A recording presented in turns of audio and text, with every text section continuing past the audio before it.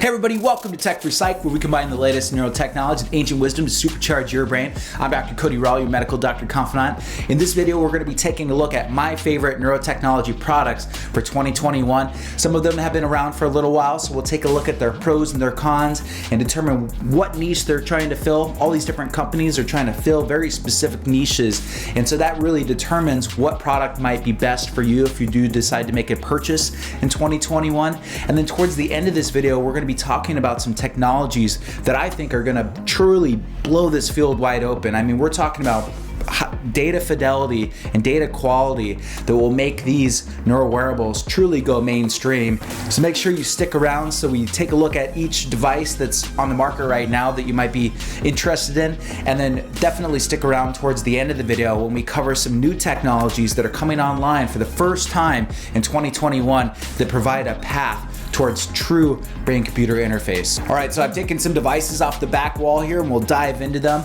but just a little bit of my mindset when I'm thinking about recommending these neurotechnology devices. All of us usually get into this technology because we have one or two different aims. You know, either we want to do health and wellness improvement, neuroscience research, or brain-computer interface development. And each of these devices might fit into one or two different categories. So it's important to keep that in mind as we move forward. So in terms of health and wellness, either we are trying to improve anxiety levels, improve our focus, get better sleep, improve our mood, or we want to do meditative practice to reach higher levels of spirituality in terms of lifestyle and wellness. So there are a ton of different reasons people get into using these devices. So being honest and doing an internal checklist about what your needs are is important in moving forward and determining which one of these might be best for you. As a physician, as a provider, I'm always wanting people to get the most out of themselves, having that internal locus of control instead of an external locus of control. So internal locus of control, for example, if you had an anxiety problem, what you could do is learn different breathing techniques, meditation, and other behavioral changes to bring down that level of anxiety. Maybe improve your diet or get better exercise. There's a ton of different things that you could do for anxiety. And the external locus of control would be taking a medication for anxiety. So you always want to encourage people to be able to internally change their behaviors so that they're able to solve those problems so that they can thrive and flourish in their everyday life. I think that the best devices to recommend from the beginning are those devices that collect data, give you feedback, and allow you to make those changes, those behavioral changes through an accelerated process of trial and error to improve your life. And this is great for problems that are mild to moderate. If you have mild to moderate sleep, anxiety, concentration, or mood problems, things that we see in mental health all the time, these would be great devices for you to take a look at so that you can try to make behavioral changes to keep those symptoms at bay so that you can thrive in your everyday life. So a device that really champions internal locus of control, and this might not be much of a surprise for my viewers because I talk about this line of products all the time, are the Muse Headbands, the Muse Headband series. This is a line of products that measures primarily EEG brain waves, but the newer ones also track pulse rate through the temporal artery and breathing and other biometrics that allow you to understand your body better when you're engaging in meditation. These are products that you put on and use with your smartphone to be guided through different meditative experiences. There's third-party apps that allow you to record meditation sessions and take a look at the brainwave graph data later. There are online communities where you can post this data and talk to other community members about what that data means. And there are more high-end products such as MindLift, in which you can work with a provider doing neurofeedback exercises for problems such as attention and anxiety. So I think this is a great line of products. You might ask in 2021 which ones are available in the Muse lineup. And some bad news first off, that the Muse 2014 and 2016 versions are no longer widely available. And I know that will be upsetting for some people because people really loved the first Muse products. These were the products that were the bedrock for Interaxon, the company, to really build what they have now. They were comfortable, they worked, they were great for clinics to give out to their patients in order to engage meditative practice using neurofeedback. So really an amazing product, and a little bit sad that it's no longer available, especially since towards the end there it became so cheap at $150 that most people really could afford that. So the good news is the company is moving on into technologies that are even better. And so we have the Muse 2 and the Muse S that, in my opinion, are better than the original Muse for several reasons. Again, they can track blood flow in the temporal arteries, so they can give you different metrics to include your heart rate, and that can be really helpful for meditative practice as well. So these are at a higher price point. The Muse 2 is selling for about $250 right now, and the Muse S is selling for about $350 right now. So let's talk about that. Let's talk about that price difference and if it's worth going from the Muse 2 to the Muse S, that extra $100 difference. I should mention that all three of these products are available with Mind Monitor, which is a really popular third-party app, as well as with the MindLift system, the neurofeedback system that I talked about a little bit earlier. So I did a little bit of research and asked the online community what they thought about that $100 difference between the Muse 2 and the Muse S. I had my own preconceived notions, but it was nice to see the community give me back some feedback that I had thought about, but also things that I hadn't thought about. So first things first, you actually can buy these in bundles that reduce the price a little bit if you are running a clinic that you want to incorporate these into, and you can take a look at those price points on the Muse website. I think one of the biggest factors between these two is the level of comfort. The Muse S is so comfortable. The Muse 2 is still quite comfortable, but the Muse S just feels like a pillow or a blanket wrapped around your head.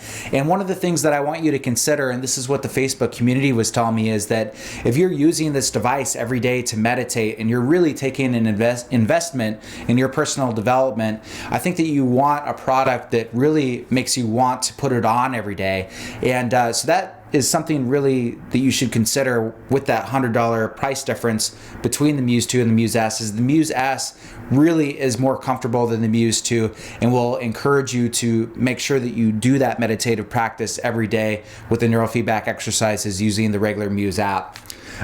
Another thing that's really interesting that I actually hadn't seen before and a neuroscientist was telling me about is that when you take a look at the electrodes, the frontal electrodes are actually larger on the Muse S than the Muse 2. So there's more surface area to pick up the EEG signal. And then the other point is, because these rubber EEG sensors of the Muse 1 and the Muse 2 just rest behind your ear, they were able to pick up some EEG signal, but the general consensus is there was a lot of noise and contamination of the signal. But because the Muse S wraps so eloquently around your head, the sensors behind your ear are really snug on the skin of the scalp, and there's a lot less electrical interference there because of how well it is touching the skin of the scalp to pick up the EEG signal. So I'd say that the extra $100 there of the Muse S is really paying for increased comfort and better EEG signal than the Muse 2.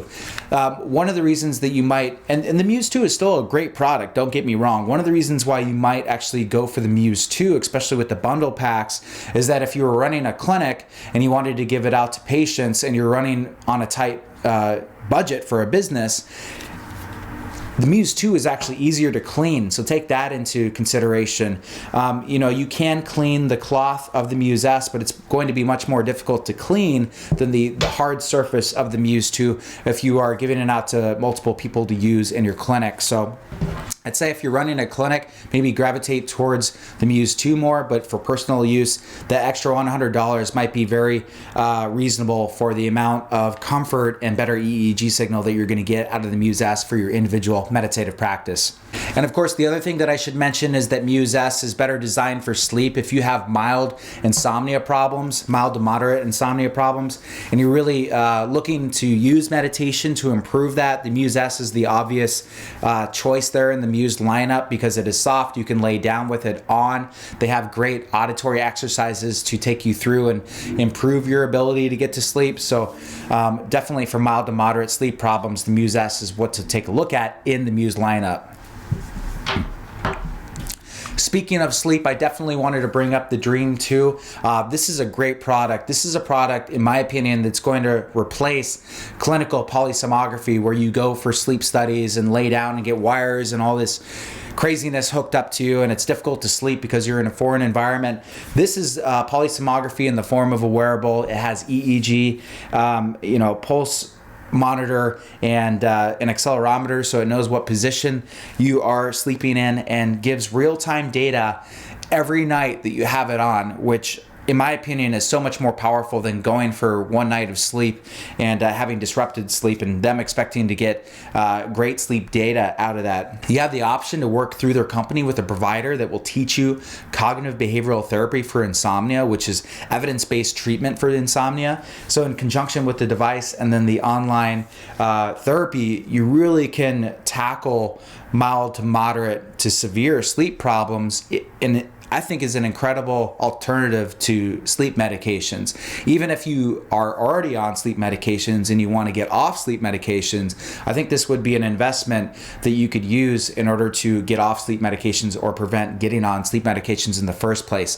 It's a bit more of an investment. This runs for about $500. So if you're really looking to tackle sleep problems, and they're more than the mild problems that you could attack with the Muse S, and I say attack, but treat with the Muse S, take a look at the Dreem 2 and see if that might be best for you moving forward.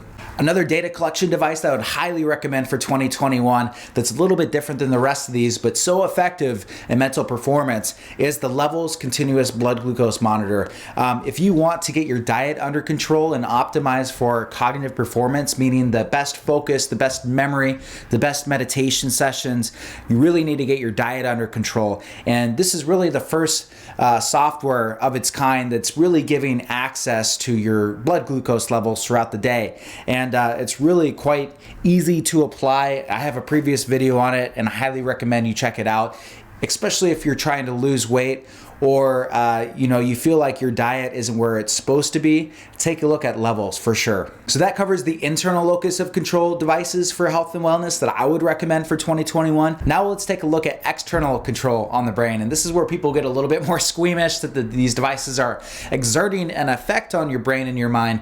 But in my opinion, it's still better than medications. If you've got moderate to severe mental health problems and you want to avoid medications or get off medications, these might be devices for you. If you've already tried these other data collection tools and tried behavioral changes, these might be worth looking into. And in addition, if you're trying to do a lot of self-improvement and health and wellness, you can use these devices to really supercharge your brain as well. So the first one that I'll talk about is one that has gained a ton of buzz here in the summer of 2020 and will definitely be available in 2021. So many reviews from people just so happy with this device.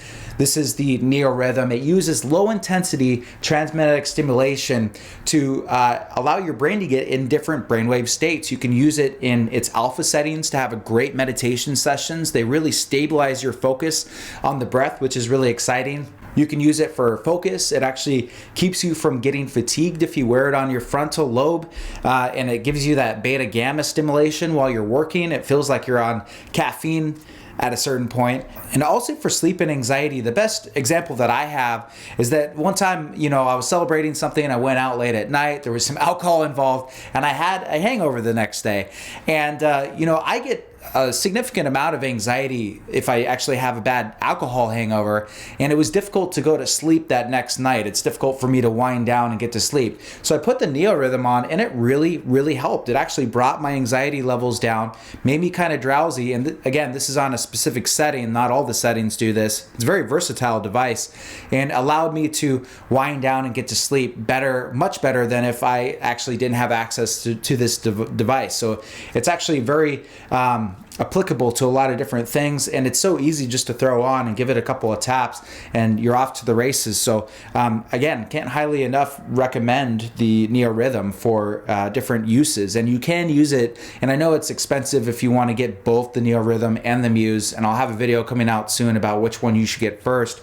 But I think that you definitely can use both of them at the same time, and they both can contribute to your meditative practice if that is what you are interested in exploring. exploring with neurotechnology devices. So the NeoRhythm, a little bit more of an expensive device, coming in at $379, but really a ton of versatility and high quality. And just take a look at the reviews on the website and see if it's something that you trust and you would feel good in using, you know. Another external control device, and I really wanted to include this one because it's been around for a couple of years. Dr. Patrick Porter has put decades of research into audiovisual entrainment, and the BrainTap, it's still around. The company is thriving. People love this thing. And, you know, audiovisual entrainment has a lot of evidence behind it. And Dr. Porter has done a great job of creating a catalog of recordings that allow you to do different things like, you know, train yourself to reduce anxiety, improve your mood, especially if you have self-esteem problems. This might be good. You know, if you have sleep problems or are actually trying to quit smoking or that type of thing. You know, you put on the audiovisual entrainment, it gets you into alpha waves, and there are programs that can give you subliminal messages. So if you believe in the power of self-affirmation and those different types of exercises, this might be the device for you. So BrainTap, definitely more of an investment at $649. But if you are really trying to improve some clinical mental health problems and you want to get off medications and have some self-control from a device that you can throw on at home, then the BrainTap might be for you. I will say make sure that you don't have a past history of a seizure disorder or epilepsy when you use this device, so be careful about that and contact the company if you're actually thinking about purchasing it. So that's pretty much our big health and wellness category there. As you can see, a lot of companies are exploring that area with the neurotechnology products. And now let's get into brain-computer interface. And if you're a programmer that wants to design your own brain-computer interface devices, you know, put on a headset and be able to control a cursor on a computer screen or a car or a robotic arm or something like that, this is the section for you. So we're going to talk about some new kids on the block that are really exciting. So I used to recommend just the Emotive products for this line. You know, Emotive did a great job over the last decade of really doing groundbreaking work in EEG, really providing a platform where people could explore creating brain-computer interface. And a lot of great projects have been done, pretty much all the projects that I just mentioned. The problem is with the level of fidelity, the level of ability. You know, people aren't exactly like able to maneuver a drone through an abandoned building with their mind yet. You know, it's more just like very simple up and down controls. And part of that is due to the limitations of EEG technology, and part of that is due to the limitations of the devices that have come out so far. And again, I'm thankful for Emotive to pave the way, and they're still coming out with great products. They've actually released the Emotive Epoch X, but in my opinion, I'm not sure how much different these new products are than what's already available. And here's my problem with Emotive, to be honest. You know, I think that if you're working in a research institution or in a company that has a lot of people that are interested in this technology, or your institution has already worked with Emotive, them as a company before, to do neuroscience research and brain-computer interface work, then Emotive might be the way to go for you. If you have mentors that know how the Emotive system works and have contacts with the company, then you might want to go with Emotive. The problem is the bad feedback that I've gotten from my users is that if you are the small guy that or woman that is trying to design brain-computer interface devices from the ground up, they don't have the best customer service. They're not going to get back to you with individual questions, you know, and it's also very expensive. I think the Emotive Pro raw EEG data access is upwards of $200 a month. So it's very expensive, and the customer service isn't quite the best, and they're using technology that's been around for about a decade. And I'll show you the alternative here that I'm really excited about, that I think that YouTubers, people that find me that are interested in software development kits and programming, would be more interested in. It might be a better fit than the Emotive products these days.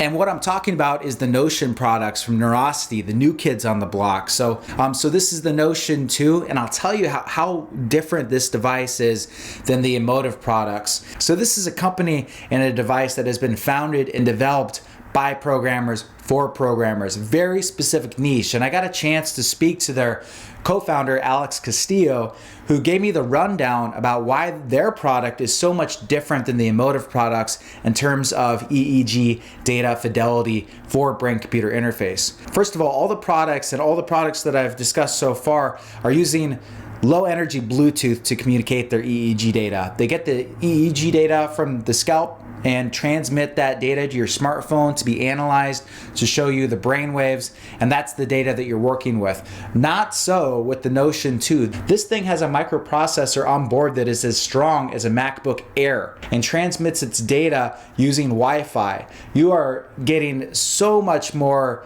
of the data that is collected and transmitted to your computer to use for brain-computer interface than what you find with the emotive or the Muse products. So the amount of data that is collected and put out by this is really unprecedented and much better for brain-computer interface programming. And they've got programs to allow you to program while you're wearing the device, and it will recommend certain songs in your Spotify playlist that it thinks will be best for your flow state. And there are a ton of projects that are coming up that people are using the Notion 2 to create brain-computer interface experiences that you can learn from. It runs off of Linux. It's so much code on GitHub, and here's the kicker: the software development kit is freely accessible, and these guys are hungry. They're the new kids on the block, and their customer service is unrivaled, especially some of these larger companies that, in my opinion, in recent years have taken the smaller guys for granted. New kids on the block, microprocessor, Wi-Fi, high quality EEG information. Really take a look at Neurosity and the Notion 2. If you want to get one in 2021, they sold out their 2 previous batches, were back ordered, but we'll be sending out new units in March 2021. Very exciting. It's expensive. It's $899, but that's on the same level as the emotive Epoch. And as I said, because of the features, you're getting something that's never been before available as far as EEG brain-computer interface technology that is specifically designed for developers. So definitely take a look at the Neurosity in 2021.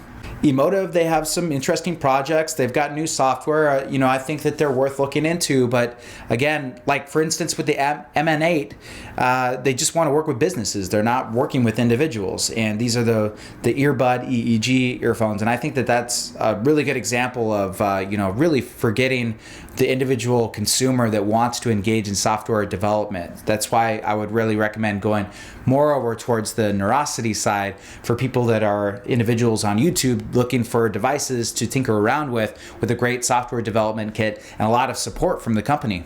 All right, so at the beginning of this video, I said we cover some devices that have been around for a little while, take a look at their pros and cons, and we've done that. We've explored different niches. Hopefully now you've got some ideas about what technology might work best for you on those widely available devices. Now let's take a look at what's happening in 2021 in terms of brain-computer interface and neuroscience research. Oh my gosh, you guys, this field, I think, is going to completely blow wide open. And I'll show you these devices here that are coming up. First, some honorable mentions. So Mendy had an incredible Indiegogo campaign, and this is the technology that is using functional near-infrared spectroscopy, which is using near-infrared light to go through the scalp and determine blood flow of the frontal lobe of the brain to determine how well you're focusing on your project. How cool is that? So Mendy, not widely available yet, but coming online very soon here. Great honorable mention. I'm sure I'll have one pretty soon to be able to review on the channel. Another competing company called Blueberry is designing a pair of glasses that plans to do the same. I've got a prototype here. Don't worry, it won't have a big cord coming out of it with the new versions that are coming out. But imagine wearing a pair of glasses that track your focus, and this has a functional infrared spectroscopy device here on the temple that is tracking frontal lobe activation, temporal lobe activation. So again, this is in prototype, but this is Blueberry, which should be along within a year or two. So those two technologies are really exciting and are on the consumer grade wearable level of what we'd expect to pay a couple $100 to track our attention and our focus using functional near-infrared spectroscopy. So those are really exciting developments for 2021. And then now the big kahuna, the device, the company that has got me so excited. And, I've talked a lot about Mary Lou Jepson's Open Water company that is developing functional near-infrared spectroscopy for brain imaging and blood flow detection. And they are still in incognito mode, in secret research mode. And they've come out with some patents and some presentations, but not a full device yet. And wow, you know who has? Brian Johnson's Kernel came out with a live stream last week that completely blew me away. You guys, this is the path forward. This is the level of data accuracy. This is the level of imagination that is going to blow this field completely wide open. And I know that all the companies, all the people that are working on these other devices are headed in this direction as well. But this Kernel device, this functional near-infrared spectroscopy device they showcased is really on the next level. This is data fidelity, level of quality that is really going to allow people to create brain-computer interface devices like we dream about in sci-fi movies, to be able to control a car with your mind, to be able to get information from AI, to link up our brains with the cloud. I think that stuff is all decades off, but really when it comes to actually like tracking health and wellness, using it for meditation, using it for just psychiatric diagnoses, psychological diagnoses. This is going to completely change how diagnoses are made in the mental health field, which is exciting for me and my profession.